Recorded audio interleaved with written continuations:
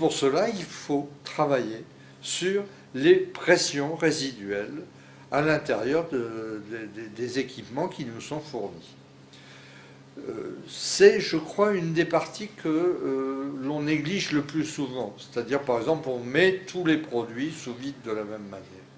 Je prends souvent l'exemple du cabillaud. Quand j'ai un joli filet de cabillaud et que je le mets sous vide trop violemment, il va ressembler à un filet de sole. C'est pas du tout ce qu'on demande à la technique. On demande à la technique de respecter la forme du produit. Eh bien, pour cela, il faut connaître parfaitement son équipement et avoir des réglages différentiels pour les poissons. Pour les viandes, la viande supportant un peu plus de vide résiduel, ou disons un peu moins de vide résiduel, parce que c'est une pression résiduelle, que le poisson. Ensuite, la problématique, c'est tous les problèmes de détail, si je puis dire. Quand je mets sous vide une pomme de terre, je n'ai pas d'état d'âme, parce que ma pomme de terre va se mettre sous vide.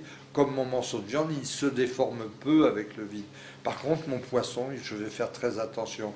Par contre, ma volaille, ça va être compliqué. Pourquoi ça va être compliqué? Parce qu'à l'intérieur de la volaille, il y a souvent des os, puisqu'on va travailler des cuisses de volaille.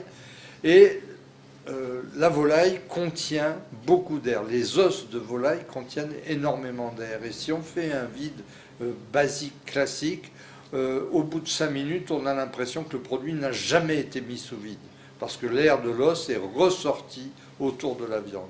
Mais à l'inverse, si on va chercher trop d'air à l'intérieur de cet os, ensuite on s'aperçoit que l'os devient noir ou devient marron foncé à la fin de la cuisson. Pourquoi?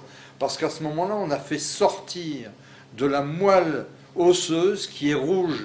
Et cette moelle osseuse va se transformer sous l'effet de la cuisson et va devenir noire, et c'est pas joli du tout.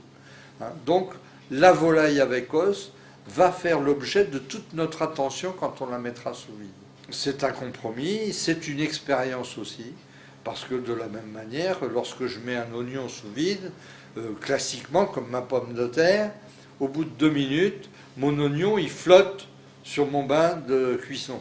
Ou alors il est dans le four et c'est un joli bibendum.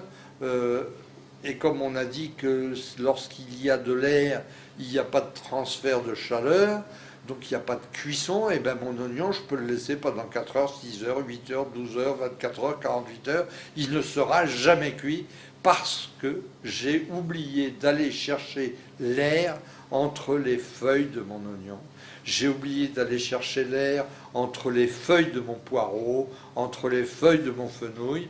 Il y a des précautions à prendre sur tous ces produits-là.